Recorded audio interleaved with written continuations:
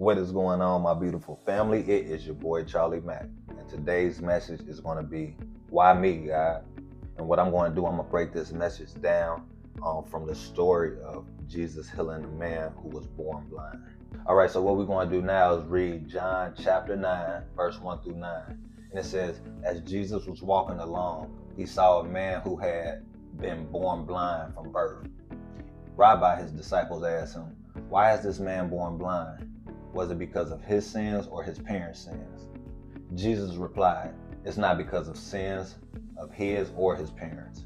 This happened so that the power of God can be seen in him.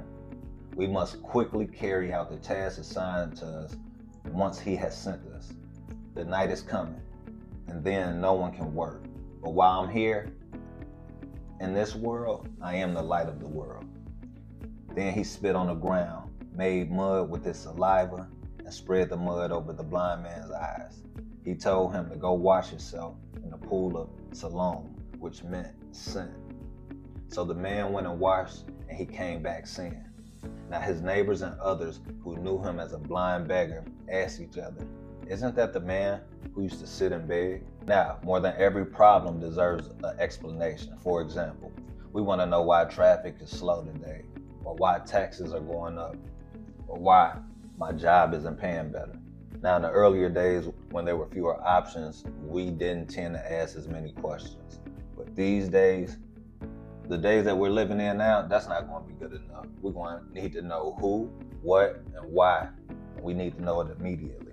Now, in this passage, Jesus confronts this type of attitude. A man who was suffering from a blindness from birth prompted the disciples to question why, and Jesus' answers sparked a controversy. But Jesus knew and knows what he's talking about. One, partly because he's the Son of God, and two, he also knows what it's like to suffer. Now, many people in Jesus' day, Jewish people to be specific, thought that all calamity and suffering came from sin alone. So the disciples came upon a blind man and then added the questions directly to Jesus. Who is to blame for this, the man or his parents? And Jesus' reply was so remarkable. He said no one was to blame. God allowed it to happen to teach about faith and to glorify God through the healing of man. Now, to me, the lesson Jesus teaches is never make assumptions about why people suffer. Now, sometimes we may be able to identify cause and effect relationships between the choices we make and the outcomes, but we can't blame specific hurts or specific sins because God does not work the same way humans do. Now, every kind of suffering, Jesus asks that we not look for a scapegoat or a reason to blame, but instead look for ways to help those who are suffering and learn from their suffering.